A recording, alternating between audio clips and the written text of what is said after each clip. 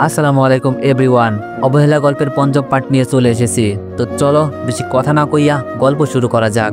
চিরকুটের লেখাটা শুনে আকাশ সাহেবের কপাল বেয়ে ঘাম পড়তে শুরু করে। তখনই ফোনে একটা কল আসে।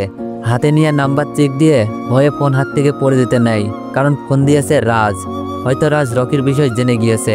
আকাশ সাহেব কাপা কাপা হাতে ফোন ধরে উপাস থেকে রাজ বলে, তোমাদের দিয়ে কিচ্ছু হবে না, তোমরা আমার ভাইটাকে দেখে রাখতে পারলে না। আর রকি কয়েকদিন ধরে নিখোঁজ, আমাকে বলনি কেন? আমি জানতে পারলে আমার ভাইকে আজ মরতে হতো না। আমি আসছি, খুব তাড়াতাড়ি আসছি। মরতে হবে খুব বাজেভাবে, যে আমার ভাইকে মেরেছে। আমি রাজ মাইন্ড দিয়ে গেম সাজাই, ওয়েট অ্যান্ড ওয়াচ। কথাগুলো বলেই রাজ ফোন রেখে দেয়। আকাশে বুঝতে পারছে না কি করবে, কারণ রাজ আন্ডারগ্রাউন্ডে আছে। রকির কথা শুনে আসতেছে। ওনার অজানা রাজ আসলে কি হবে? ছেলেটা বরাবরের মতোই পাগল। একমাত্র রাজের জন্যই সে আজ এতটা পাওয়ারফুল। তখনই আকাশ সাহেবের কাছে তার একজন লোক এসে বলে, স্যার, আনাব চৌধুরীর মেয়ের বডিগার্ডকে পুলিশ দিয়ে রামকেলানি দিলে হয়তো কিছু জানা যাবে, কারণ ছেলেটার শরীরে অসম্ভব রকমের শক্তি। আমাদের 20 জন ছেলেপিলেকে একাই মেরে শুইয়ে দিয়েছে। আকাশ সাহেব ছেলেটার কথা শুনে বেশ চিন্তায় পড়ে যায়। একটু সময়ের জন্য অতীতে চলে যায়। আনাব চৌধুরী আর সে খুবই ভালো বন্ধু ছিল। দোষ তারই ছিল, বিজনেস করার সময় লোভ এসে বাসা বাঁধে। সে ছিল আনাব চৌধুরীকে বাদ দিয়ে একাই বিজনেস চালিয়ে যাবে, তাহলে খুব তাড়াতাড়ি নাম ডাক ছড়িয়ে পড়বে। যখন আনাব চৌধুরীর সাথে বেইমানি করে, তখন আনাব চৌধুরী তাকে জেলে দিয়েছিল। তারপর থেকেই শত্রুতা। তবে সে জেলে থাকাকালীন আনাব চৌধুরী তার বিজনেস বড় করে ফেলে, হয়ে ওঠে নাম্বার 1 বিজনেসম্যান। আনাব চৌধুরীর উন্নতি সে মেনে নিতে পারেনি। বিভিন্নভাবে চেষ্টা করত আনাব চৌধুরীর ক্ষতি করার, তবে এখন পর্যন্ত পেরে ওঠেনি। ঐশী বলল, আচ্ছা অনেক, তোমার সম্পর্কে আমাকে কিছু বললে না তো? আজকে যেহেতু সুযোগ পেয়েছি, তাহলে তোমার সম্পর্কে কিছু বলবে। ঐশীর কথায় অনেক চিন্তায় পড়ে যায়, কারণ ঐশী যদি তার অতীত শোনে তাকে দোষী মনে করবে, তখন কি হবে? তাই অনেক বলল, ম্যাম অন্য একদিন বলবো, আজকে থাক, চলেন বাড়ি ফিরা যাক। ঐশী বলল, আজ মানে আজই, এক্ষুনি বলতে হবে। বলো বলছি। অনেক বুঝতে পারে এখন ঐশীকে হাজার বলার পরও কোনো কাজ হবে না, কারণ ঐশী তার কথা শুনবে না। তাই অনেক লম্বা একটা নিঃশ্বাস নিয়ে ঐশীকে তার অতীত বলতে শুরু করলো। বলার পর অনেক চোখ খুলে দেখে ঐশীর চোখে পানি। তার মানে তার অতীত শুনে ঐশী কান্না করেছে। অনেক কিছু বলতে যাবে, তখনই ঐশী অনেকের খুব কাছাকাছি চলে আসে। অনেকের গালে হাত দিতেই অনেক চমকে ঐশীর দিকে তাকায়। অনেক বুঝতে পারছে না ঐশী অনেকের সাথে কি করতে চাচ্ছে। ঐশী হুট করেই অনেকের গালে চুমু দিয়ে বসে। অনেক যেন আকাশ থেকে পড়ে, সাথে সাথে ঐশীর থেকে সরে আসে। এতক্ষণে ঐশীর ঘোর কাটে। নিচের দিকে তাকিয়ে বলতে থাকে। ঐশী বলল, সরি অনেক, আমি বুঝতে পারিনি। আচ্ছা শোনো, অতীতে তোমার সাথে অনেক খারাপ হয়েছে, আর তাতে তোমার কোনো দোষ নেই, তাই কষ্ট পেও না। আমরা আছি তো তোমার সাথে। আচ্ছা, তোমার কোনো গার্লফ্রেন্ড আছে? ঐশীর মুখে গার্লফ্রেন্ডের কথা শুনে অনেক ভেবাচেকা খেয়ে যায়। আস্তে করে বলে, তখন তো কলেজে এসে চাকরির নাই বাসায় খাটিনি করেছি, আর আমার মতো এতিম ছেলেকে কে পছন্দ করবে? দেখতেও তো বাজে। ঐশী বলল, তোকে এত কথা বলতে বলেছি, শোন, আজ থেকে কোনো মেয়ের সাথে কথা বলতে পারবি না, মনে থাকবে? আমি বললাম, জি ম্যাম, মনে থাকবে। ঐশী বলল, মনে থাকলেই ভালো। এখন শোন, মালিককে, আমি না তুই? আমি বললাম, কেন ম্যাম, আপনিই তো মালিক। ঐশী বলল, তাহলে তো আমি যা বলবো তোকে তাই শুনতে হবে, তাই না? আমি বললাম, জি ম্যাম, বলুন। ঐশী বলল, এই তো গুড। তা শোন, আমার কাছে আয় তুই, কথা আছে। আমি বললাম, জি ম্যাম, বলুন। আমি ঐশীর কাছে আসতেই ঐশী আমার ঠোঁটে ঠোঁট চেপে ধরে। আমি কিছুক্ষণের জন্য থমকে যাই, নিজেকে ছাড়িয়ে নিতে চাচ্ছি, কিন্তু ঐশী নিজের সর্বোচ্চ শক্তি প্রয়োগ করে কিস করে ছেড়ে দেয়। ম্যাম, এটা কি করলেন? এটা কিন্তু ঠিক না। আমি কোথায় আর আপনি কোথায়? ঐশী বলল, শোন, ঠিক কোনটা আমাকে শিখাতে আসিস না। তোকে প্রথম দিন থেকেই আমি পছন্দ করি, বলতে পারিস ভালোবেসে ফেলেছি। তাই অন্য মেয়েদের মতো ইনিয়ে বিনিয়ে বলতে পারবো না। আমার মতো করে তোকে জানিয়ে দিলাম। আব্বুকে আমি দেখে নিব। শোন, তুই আমার, তাই কোনো মেয়ের দিকে তাকাতে পারবি না, বুঝতে পারছিস? ঐশীর কথায় অনেক তো হেব্বি খুশি, কারণ অনেক ঐশীকে সেই প্রথম দিন থেকেই পছন্দ করত। তাই ঐশীর কথায় শুনে মাথা নাড়ায়। আরও বেশি কিছুক্ষণ বসে থেকে তারা দুজন চলে যায়। তারা দুজন খাবার খেয়ে অনেক আর ঐশী ভার্সিটিতে চলে যায়। তারা দুইজন ভার্সিটিতে গিয়ে কালকের মতো আজকেও স্টুডেন্টদের দাঁড়িয়ে থাকতে দেখে, তবে ভার্সিটির প্রায় পিছনের দিকে। তারা দুজন সেখানে গিয়ে জানতে পারে এই শহরের সবথেকে টপ মাস্টার মাসুদকে ঠিক রকির মতো করেই মেরে ফেলে রেখে গিয়েছে। মাসুদ হচ্ছে রাজের ডান হাত। লাশের সাথে ড্রাগস পাওয়া গিয়েছে অনেক। লাশ দেখে ঐশীর শরীর খারাপ করবে বলে অনেক ঐশীকে নিয়ে চারুকলায় চলে আসে। দুইজন বসে এগুলো নিয়ে গল্প করছে। তখন ঐশী বলে, অনেক জানো, এই মাসুদ হচ্ছে এখানকার টপ মাস্তান। তাকে এখানকার সবাই ভয় পায়। দিনে দুপুরে মানুষ ফেলে রেখে যায়। তাকে কেউ কিছু বলতে পারে না। পুলিশও তাকে ভয় পায়। জানা যায় এই মাসুদ নাকি মাফিয়া রাজের ডান হাত। কিন্তু আজকেও তাকে কেউ এমন বিশ্রীভাবে মারল। আমার কি মনে হচ্ছে জানো, আমাদের এখানে এমন কারো আগমন ঘটেছে যে রাজের মতো ভয়ঙ্কর মাফিয়ার থেকেও ভয়ঙ্কর। কারণ রাজের নাম শুনলেই মানুষ ভয়ে জড়সড় হয়ে যায়। সেখানে রাজের ভাই রাজের লোকদের মেরে যাচ্ছে। ঐশীর কথায় অনেক মনে মনে হাসতে থাকে। তখনই ভার্সিটিতে পুলিশের গাড়ির আগমন ঘটে। লাস্টার কাছে কয়েকজন যায়। পুলিশ অফিসার সাইদ অনিক আর ঐশীর কাছে চারুকলার কাছে আসে। এই ছেলে, তোমার নাম কি? ঐশী আর অনিক কথাটা শুনে সামনে তাকিয়ে দেখে একজন পুলিশ দাঁড়িয়ে আছে। অনিক আর ঐশী পুলিশ অফিসারের সামনে গিয়ে বলে, স্যার আমাদের বলছেন? হ্যাঁ, এই ছেলে, তোমার নাম কি? জি স্যার, আমার নাম অনিক। তোমাকে আমাদের সাথে থানায় যেতে হবে। থানায় যাওয়ার কথা শুনে অনিক আর ঐশী দুজনেই অবাক হয়ে যায়। ঐশী বলে ওঠে, অনিক কেন থানায় যাবে? পুলিশ অফিসার বলে, ম্যাম, তার নামে আমাদের কাছে কমপ্লেন আছে, তাই ওনাকে থানায় নিয়ে যেতে হবে। ঐশী বলল, না, অনিক কোথাও যাবে না। আপনি হয়তো আমাকে চিনেন না। আমি আনাফ চৌধুরীর একমাত্র মেয়ে। আমি আব্বুকে বলে দিচ্ছি, ওয়েট। পুলিশ অফিসার বললেন, দেখুন ম্যাম, উনি থানায় যাওয়ার পর আমরা কিছু জিজ্ঞাসাবাদ করেই ছেড়ে দিব। অনেক বুঝতে পারে এখানে তর্ক করে কোনো লাভ নেই, তাই ঐশীকে বলে সে থানায় যাবে। ঐশী কিছু বলতে গেলে অনেক চুপ করতে বলে। অনেক ঐশীর কাছ থেকে বিদায় নিয়ে পুলিশ অফিসারের কাছে চলে যায়।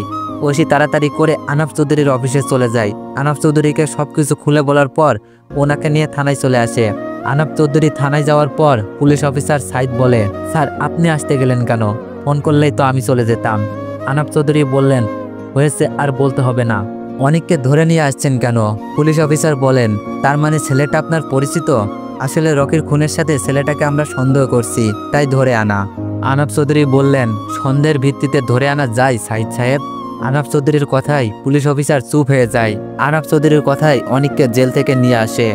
অনিককে আনা হলে আনাফ চৌধুরী আর ঐশী অনিকের দিকে তাকিয়ে চমকে ওঠে। ঐশী তো আনাফ চৌধুরীর সামনেই অনিককে গিয়ে জড়িয়ে ধরে কান্না করতে থাকে আর বলতে থাকে, অনিক কথা বলো প্লিজ, কথা বলো। এত রক্ত কিভাবে? এই অনিক কথা বলো প্লিজ। আব্বু, ওরা অনিককে কিভাবে মেরেছে? মেয়ের কথায় আনাফ চৌধুরীর চক্ষু লাল বর্ণ ধারণ করে। পুলিশ অফিসার সাইদকে থাপ্পড় মেরে বলতে থাকে, একজন নিরাপদ ছেলেকে তুলে এনে এভাবে টর্চার করলি, তোর চাকরি কিভাবে থাকে আমি দেখব। কথাগুলো বলেই আনাফ চৌধুরী কাকে যেন কল দেয়। পুলিশ অফিসার সাইদ তো প্রায় কান্না করে দেওয়ার মতো অবস্থা, কারণ আকাশ সাহেবের কথায় ছেলেটাকে তো ধরে নিয়ে আসলো, এখন কিভাবে আনাফ চৌধুরীর হাত থেকে বাঁচবে। পুলিশ অফিসার আনাফ চৌধুরীর পায়ে পড়ে যায়, কিন্তু আনাফ চৌধুরী অনিকের দিকে তাকিয়ে পুলিশ অফিসারকে মাফ করতে পারেনি। একটু পর থানায় একটা কল আসে আর বলে পুলিশ অফিসার সাইদকে সাসপেন্ড করা হয়েছে। পুলিশ অফিসার সাইদের ধারণা ছিল না এই ছেলেটার পিছনে সবথেকে বড় বিজনেসম্যান আনাফ চৌধুরীর হাত রয়েছে। আনাফ চৌধুরী অনিককে আর ঐশীকে নিয়ে হাসপাতালে চলে আসে। ডাক্তার অনিককে একদিন বেড রেস্ট থাকার জন্য বলেছে। আনাফ চৌধুরী আর ঐশী বাইরে দাঁড়িয়ে আছে। ঐশীর দিকে তাকিয়ে দেখে মেয়েটার মুখে চিন্তার ছাপ স্পষ্ট। তার মানে মেয়েটা শেষমেশ বডিগার্ডকেই ভালোবেসে বসলো। আনাফ চৌধুরীর চিন্তার মাঝে ঐশী প্রশ্ন করলো, আব্বু, তুমি তো আমার খুশির জন্য আমাকে অনেক কিছুই দিয়েছ, যাতে আমি খুশি থাকি, তাই না? আনাফ চৌধুরী বললেন, হ্যাঁ দিয়েছি, কারণ তুই আমার একমাত্র মেয়ে, তোর খুশিতেই আমি খুশি। ঐশী বলল, আব্বু, লাস্টবারের মতো তোমার কাছে একটা জিনিস চাইবো, দিবে আমায়? কথা দিচ্ছি আর কখনো বায়না করব না। আনাফ চৌধুরী বললেন, আচ্ছা বুঝলাম, তুই কি চাইবি আমি বুঝতে পেরেছি, যা আমি মেনে নিলাম, তোর খুশিতেই আমি খুশি। তবে মা, খেয়াল করেছিস আমাদের জন্য অনেক এভাবে মার খাচ্ছে, তবুও চলে যাচ্ছে না। অনেক অনেক ভালো মনের, চিন্তা করিস না, অনেক সুস্থ হয়ে উঠুক, তোদের 4 হাত আমি এক করে দিব। এখন তো একটু হাসি দে। আনাফ চৌধুরীর কথায় ঐশী তাকে জড়িয়ে ধরে। এভাবে যদি প্রত্যেক মা বাবা ধনী গরিব না দেখে তার সন্তানদের পছন্দ অনুযায়ী বিয়ে দিত, তাহলে কতই না সৌভাগ্যবান হতো। এইদিকে রাজ আকাশ সাহেবের সামনে গম্ভীর হয়ে বসে আছে, কারণ তার ভাইকেও, সাথে তার খুবই কাছের ডান হাত মাসিদকেও রকের মতো খুব বিশ্রীভাবে মেরে ঝুলিয়ে রেখেছে। রাজের চোখ দিয়ে যেন যে কোনো সময় অগ্নি বের হবে। নিজেকে কন্ট্রোল করার চেষ্টা চালিয়ে যাচ্ছে। তখন আকাশ সাহেবের ফোনে কল আসে। ফোনটা হাতে নিয়ে দেখে পুলিশ অফিসার সাইদ কল দিয়েছে। অতি আগ্রহের সহিত ফোনটা ধরে জিজ্ঞেস করে, সাইদ, কিছু জানতে পারলি? সাইদ স্যার বলল, স্যার আজ জানা, আপনার জন্য আমার চাকরিটা চলে গেল, আমার বউ বাচ্চা না খেয়ে থাকবে এখন। আকাশ সাহেব বললেন, মানে কি বলছিস, বুঝিয়ে বল। পুলিশ অফিসার সাইদ আকাশ সাহেবকে সব খুলে বলেন। ফোন স্পিকারে ছিল, রাজও শুনতে পায়।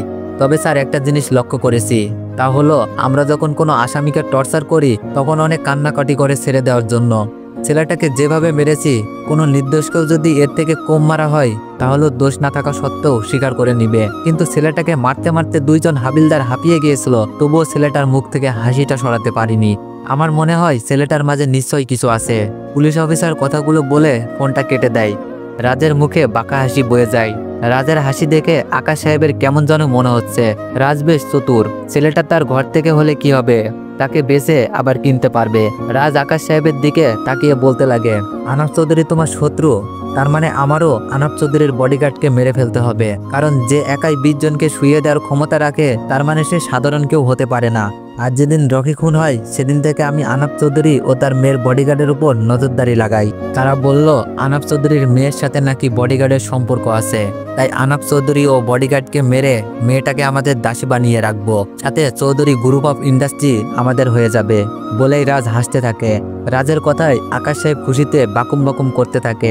হেব্বি বুদ্ধি দিয়েছে ছেলেটাকে। আকাশ সাহেব বললেন, তা তাদের কিভাবে কখন মারবি তাই বল। রাজ বলল, কেন পরশুদিনই সবার খেলা শেষ করব, ক্যাম্পাসেই সবার খেলা শেষ হবে। তুমি আনাফ চৌধুরীকে যেভাবেই হোক ক্যাম্পাসে আনবে, আমাদের সব লোক ক্যাম্পাস ঘেরাও করে রাখবে। পরশুদিন খেলা হবে, যা আজ পর্যন্ত কখনো হয়নি। সমগ্র ক্যাম্পাস রক্ত দিয়ে লাল করে দিব। বলেই রাজ আবারও হাসতে শুরু করে। আনাফ চৌধুরী স্ত্রীকে অনিক আর ঐশীর বিষয়ে বললে তিনি দ্বিমত পোষণ করেননি, কারণ অনিক বেশ ভালো একজন ছেলে। এভাবে 2 দিন চলে যায়। অনিক এখন পুরোপুরি সুস্থ। এর মাঝে বেশ কয়েকবার আনাফ চৌধুরীর ফোনে কল দিয়ে ভয় দেখানো হয়েছে। উনি অনিক আর ঐশীর জন্য বডিগার্ড নিযুক্ত করেন। অনিক না করাই সাপ সাপ বলে দিয়েছিল, তোমার কিছু হলে আমার মেয়েটাকে কে দেখে রাখবে। অনিক আর জোর করেনি। অনিক আর ঐশী আজকে ভার্সিটিতে যাচ্ছে, দেখেই বোঝা যাচ্ছে তারা দুইজন খুবই হ্যাপি। অনিক আর ঐশী ভার্সিটিতে প্রবেশ করার পরই তারা দুইজন চারুকলাতে গিয়ে আড্ডা দিতে যায়। তখনই তাদের কাছে ঐশীর ফ্রেন্ড তিশা আসে। কিরে দোস্ত, দুলাভাইকে পেয়ে আমাকে ভুলে গেলি? কয়েকদিন আসতে পারিনি, নানু বাড়িতে বেড়াতে গিয়েছিলাম। ক্যাম্পাসে আসার পর শুনেছি অনিক ভাইয়ার উপর আবার অ্যাটাক হয়েছে। ঐশী বলল, হ্যাঁ রে, আর বলিস না। যাই হোক বাদ দে, আয় আড্ডা দিই। তোর সাথে অনেকদিন ধরে আড্ডা দিই না। তিশা বলল, ঐশী, রাজের ডানাত মাসুদকে নাকি খুব বিশ্রীভাবে কারা যেন মেরেছে। ঐশী বলল, অনেক বিশ্রীভাবে। কেন, তুই জেনে কি করবি? তিশা বলল, আসলে দোষ, যে রাজের লোককে এভাবে মারতে পারে সে কোনো সাধারণ কেউ নাই, তাকে সামনে পেলে কিস করতাম। তিশার কথায় অনেক বিষম খেতে লাগে। মেয়ে বলে কি, এতক্ষণে তাদের অনেকের কথা মনে পড়লো। কথায় এতটাই মনোযোগী ছিল, একটু সময়ের জন্য ভুলেই গিয়েছিল। ঐশী অনেককে বলে, অনেক, আমাদের জন্য বাদাম কিনে আনবে প্লিজ। ঐশীর কথায় অনেক বাদাম কিনতে চলে যায়। বেশ সময় চলে যায়, অনেক এখনো আসেনি। ঐশী বেশ বিরক্ত হচ্ছে, মনে মনে ভাবে বাদাম নিয়ে আসলে তার খবর আছে। একটু পরেই ক্যাম্পাসের স্টুডেন্টরা দৌড়ে মাঠের দিকে যেতে থাকে। তখনই ঐশী আর তিশা একজনকে জিজ্ঞেস করে, আর বলিয়েন না, ক্যাম্পাসে মাফিয়া রাজ এসেছে, আরেকটা ছেলেকে খুব মারতেছে, সেখানেই যাচ্ছি। ছেলেটা কথাগুলো বলেই মাঠের দিকে দৌড়ে চলে যায়। ঐশী আর তিশাও দৌড়ে মাঠের দিকে যায়, কারণ অনেক এখনো আসেনি। তারা গিয়ে দেখে প্রায় 20টার মতো গাড়ি ক্যাম্পাসের মাঠটা ঘিরে রেখেছে। সবগুলো গাড়িতেই মাফিয়া রাজের পোলাপাইন। মাঠের মাঝে একটা গাড়ির উপর পায়ের উপর পা তুলে আপন মনে সিগারেট টেনে যাচ্ছে মাফিয়া রাজ, আর পাশেই ঐশীর রাখা বডিগার্ডগুলো পড়ে আছে। মাঠের মাঝে একদল পোলাপান গোল হয়ে একজন ছেলেকে মারতেছে। খেয়াল করে তাকিয়ে ঐশীর আত্মা শুকিয়ে যায়, কারণ অনিকের বডিটা মাটিতে পড়ে আছে। ঐশী অনেক বলে চিল্লিয়ে ওঠে। তখনই পাশ থেকে রাজ ঐশীকে দেখে বাঁকা হেসে বলে, মাফিয়ার মনে প্রথম দেখাতেই আগুন লাগিয়ে দিয়েছ, সব কটাকে শেষ করে তোমাকে আপন করে নিব। বলেই রাজ হাসতে থাকে। তো এভরিওয়ান, নেক্সট পার্টের জন্য অপেক্ষা করুন। ধন্যবাদ।